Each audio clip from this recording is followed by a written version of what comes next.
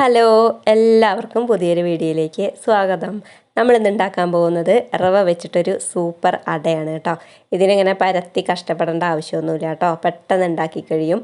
Taste ആണെങ്കിലോ അപാര ടേസ്റ്റാണ് കേട്ടോ. അപ്പോൾ എന്തായാലും എല്ലാവരും ഒന്ന് ഉണ്ടാക്കി നോക്കണേ. എങ്ങനെ ഉണ്ടാക്കുക എന്ന് കണ്ടാലോ. ഞാനിവിടെ ഒരു 3/4 ബൗളോളം റവ എടുത്തിട്ടുണ്ട് കേട്ടോ. നിങ്ങളുടെ അംഗസംഖ്യ അനുസരിച്ച് നിങ്ങൾക്ക് ആവശ്യമുള്ള റവ എടുത്ത് കൊടുത്തോ കേട്ടോ. വറുത്തതോ വറുക്കാത്തതോ എങ്ങനത്തെ റവയായാലും കുഴപ്പമില്ല. അതെടുത്തുകൊണ്ട് മാറ്റി വെച്ചോ. ഇനി അതിലേക്ക് കുറച്ച് തേങ്ങ ആവശ്യമുണ്ട്. തേങ്ങയൊക്കെ നല്ലോണം ഇട്ടോ കേട്ടോ. അത് ചിരണ്ടി വെച്ചിട്ടുണ്ട്. പിന്നെ ശർക്കര ഒന്ന് പൊടിച്ചും മാറ്റി വെച്ചിട്ടുണ്ട് കേട്ടോ. പിന്നെ 2 ചെറിയ പഴം എടുത്തിട്ടുണ്ട്. ഞാനിപ്പോൾ ഒരെണ്ണേ കാണിച്ചിട്ടുള്ളൂ, പക്ഷേ ഞാൻ 2 പഴം എടുത്തിട്ടുണ്ട് കേട്ടോ. അപ്പോൾ അതും കൂടെ അങ്ങോട്ട് മാറ്റി വയ്ക്കുക.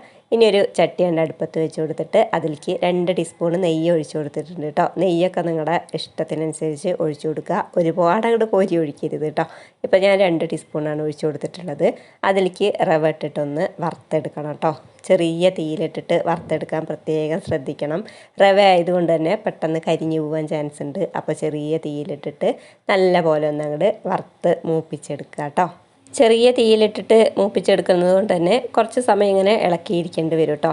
പിന്നെ നമുക്കിത് മൂത്തു എന്നറിയാം. അതൊന്ന് അടിക്ക് പിടിക്കുന്ന പോലെ നമുക്ക് ഫീൽ ചെയ്യും. അപ്പം മാത്രം നമ്മൾ തീ ഒന്നില്ലെങ്കിൽ ഓഫ് ചെയ്യുക, ഇല്ലെങ്കിൽ ഏറ്റവും കുറവ് തീയിലിട്ടിട്ട് തന്നെ ഉണ്ടാക്കുക കേട്ടോ. ഈ ഒരു ചട്ടിയിൽ ഇനി നമുക്ക് കുറച്ച് പരിപാടിയും കൂടെ ഉണ്ട് ചൂടാറുന്നതിന് മുമ്പ്. അപ്പോൾ അതാ ഒന്ന് റെഡിയായി വന്നിട്ടുണ്ട്. ഇനി നമുക്ക് ഈ ശർക്കര പൊടിച്ചത് ഇതിലേക്കാണ് ഇട്ട് കൊടുക്കുകയാണ് കേട്ടോ. ഈ ഒരു സമയത്ത് തീ ഓഫ് ചെയ്തിട്ടില്ല, പതുക്കെ ആക്കി വെച്ചിട്ടുണ്ട്. അടിക്ക് പിടിക്കാണ്ടിരിക്കാൻ പ്രത്യേകം ശ്രദ്ധിക്കണം കേട്ടോ. ഇനി ഈ ശർക്കര ഈ ഒരു ചൂടിൽ കടന്നിട്ട് ഒന്ന് അങ്ങോട്ട് മെൽറ്റായി കിട്ടണം. അതുവരെ പതുക്കെ ഇങ്ങനെ ഇളക്കി യോജിപ്പിച്ചുകൊണ്ടേ ഇരിക്കണം കേട്ടോ. ശർക്കര മെൽറ്റാവുന്ന വരെ അങ്ങനെ യോജിപ്പിച്ചിരിക്കുക.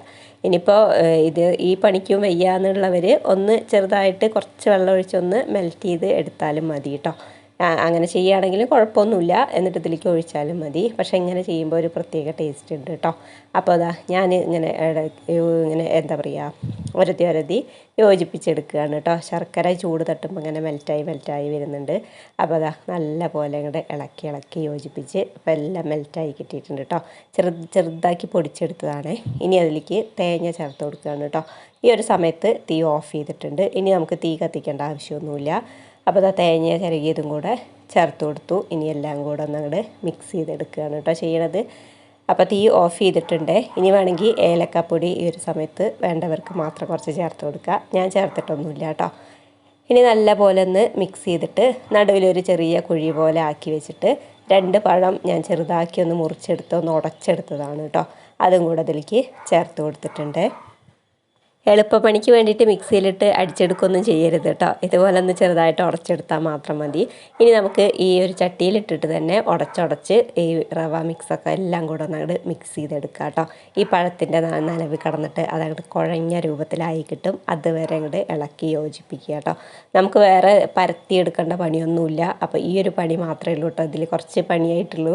അപ്പോൾ അതാ ഇതുപോലെ ഇങ്ങനെ ഇത്തിരി ഇട്ട് കൊടുത്ത് എല്ലാം കൂടെ അങ്ങോട്ട് യോജിപ്പിച്ച് കുഴമ്പ് പരുവത്തിലാക്കി എടുത്താൽ മതി കേട്ടോ. പഴതങ്ങനെ ഉടയാതെ കിടക്കണതൊക്കെ നമുക്ക് ഈ ഒരു സമയത്ത് അങ്ങനെ ഉടച്ചൊടിച്ച് എടുക്കാവുന്നേ ഉള്ളൂ കേട്ടോ. അപ്പോൾ എല്ലാം കൂടെ അങ്ങോട്ട് മിക്സാക്കി എടുത്തിട്ടുണ്ട്. ഇതൊന്ന് മിക്സായി വരുമ്പോഴേക്കും അപ്പുറത്തെ അടുപ്പിലേക്ക് നമുക്ക് സ്റ്റീമറൊന്ന് വെച്ച് കൊടുക്കാം കേട്ടോ. ഇതൊന്ന് ആവി കയറ്റും കൂടെ വേണം. അപ്പോൾ സ്റ്റീമർ ഒന്ന് തിളയ്ക്കാൻ വേണ്ടിയിട്ട് ഇഡ്ഡലി ചെമ്പാണ് കേട്ടോ ഞാൻ വെച്ച് കൊടുത്തിട്ടുള്ളത്. വെള്ളം ഒഴിച്ചിട്ട് സ്റ്റീമറും വെച്ചിട്ട് തിളയ്ക്കാൻ വേണ്ടി അവിടെ മാറ്റി വെച്ചിട്ടുണ്ട്. ആവി കയറ്റി എടുക്കുന്നതൊക്കെ ശരിക്കും ഈ ഗ്യാസ് സ്റ്റവിൻ്റെ ചെറിയ ബർണറുള്ള ഇതുണ്ടല്ലോ അതിലേക്ക് വയ്ക്കുകയാണ് കേട്ടോ ഏറ്റവും കൂടുതൽ നല്ലത്. വലിയ ബർണറിലേക്ക് വെച്ച് കഴിഞ്ഞാൽ പെട്ടെന്ന് തന്നെ വെള്ളം വറ്റിപ്പോവാനുള്ള ചാൻസ് ഉണ്ട്. അപ്പോൾ എപ്പോഴും നമ്മൾ ചെറിയ അടുപ്പിൽ തന്നെ വെക്കാൻ ശ്രദ്ധിക്കണം കേട്ടോ. അപ്പോൾ അതിലേക്ക് ഞാൻ വെച്ചിട്ടുണ്ട്. വെള്ളം ഒഴിച്ചിട്ട് ഒന്ന് ആവി കയറട്ടെ. ആ വെള്ളം ഒന്ന് തിളച്ച് മറിയട്ടെ കേട്ടോ. അതുവരെ ഒന്ന് വെയിറ്റ് ചെയ്യുക. അപ്പോഴേക്കും നമുക്കിവിടെ കുറച്ച് പണിയും കൂടെ ഉണ്ട്. വാഴയില എടുത്തിട്ടുണ്ട്, അതൊന്ന് വാട്ടിയെടുത്തിട്ടുണ്ട് കേട്ടോ. വലിപ്പത്തിന് നമ്മുടെ ആവശ്യമുള്ള വലിപ്പത്തിന് മുറിച്ചെടുക്കും കൂടെ ചെയ്തിട്ടുണ്ട്. ഇനി അതിലേക്ക് നമ്മളിങ്ങനെ വഴറ്റി വെച്ചിട്ടുള്ള ആ ഒരു റവ മിക്സ് ഉണ്ടല്ലോ അതും കൂടെ ഒന്ന് ഇട്ട് കൊടുക്കുക. ഇതിപ്പോൾ ഇങ്ങനെ പരത്തിയെടുക്കേണ്ട ആവശ്യമൊന്നുമില്ല കേട്ടോ. നമ്മുടെ സ്പൂൺ വെച്ചിട്ട് ഒന്നങ്ങോട്ട് ജസ്റ്റ് പരത്തി കൊടുത്താൽ മതി. ഒരു സൈഡിലേക്ക് മാത്രമായിട്ടാണ് ഞാൻ വെച്ച് കൊടുക്കുന്നുള്ളൂ. എന്നിട്ട് ഇതാ ഒരു കുറച്ച് കനം കുറച്ച് ഒന്നങ്ങോട്ട് ആ സ്പൂണിൻ്റെ ഇത് വെച്ചിട്ട് തന്നെ ഒന്നങ്ങോട്ട് അമർത്തി കൊടുത്താൽ മതി കേട്ടോ. എന്നിട്ട് അതങ്ങോട്ട് അടച്ച് വയ്ക്കുക. അങ്ങനെ അതെല്ലാ ഇലയിലും അതുപോലെ ഈ ഒരു രീതിക്ക് തന്നെ ചെയ്തിട്ട് അങ്ങോട്ട് മാറ്റി വയ്ക്കുകയാണ് കേട്ടോ. അപ്പോഴേക്കും നമുക്ക് വെള്ളമൊക്കെ തിളച്ച് റെഡിയായി വന്നിട്ടുണ്ട്. അതിലേക്ക് ഇത് ഓരോന്നും അങ്ങനെ വെച്ച് കൊടുത്തിട്ട് 10 മിനിറ്റ് ഒന്ന് ആവി കയറ്റി എടുത്താൽ മാത്രം മതി കേട്ടോ. നമ്മുടെ സൂപ്പറായിട്ടുള്ള അട റെഡിയാണ്. അപ്പോൾ സ്കൂൾ വിട്ട് വരുന്ന കുട്ടികൾക്കൊക്കെ കഴിക്കാൻ കൊടുത്താൽ ടേസ്റ്റോടെ അവർ കഴിക്കും കേട്ടോ. ഇനിയും വേണം എന്ന് പറയും. അപ്പോൾ അത്രയ്ക്ക് ടേസ്റ്റാണ്. മധുരമൊക്കെ നിങ്ങളുടെ ആവശ്യത്തിന് ചേർത്ത് കൊടുത്തോ. മധുരം ഒരുപാട് വേണ്ടവരുണ്ടാവും അല്ലേ, അപ്പോൾ അവർ ഒരുപാട് ശർക്കരയാണ് ചേർത്ത് കൊടുത്തോ. ഇനി കുറവ് മതി എന്നുള്ളവർ കുറച്ച് ശർക്കര ചേർത്താൽ മതി കേട്ടോ. എന്തായാലും പഴമൊക്കെ ചേർക്കുന്നുണ്ടല്ലോ, അപ്പോൾ മധുരം ഇതിൽ കറക്റ്റായിട്ട് തന്നെ ഉണ്ടാവും കേട്ടോ. അപ്പോൾ ഇത്രയേ ഉള്ളൂ പണി. 10 മിനിറ്റ് കഴിഞ്ഞ് നമുക്കൊന്ന് തുറന്ന് നോക്കാം. അപ്പോൾ അതാ നല്ല മണവും രുചിയുള്ള നമ്മുടെ റവ അട റെഡി ആയിട്ടുണ്ട്. അപ്പോൾ അത്രയേ ഉള്ളൂ. ബായ്.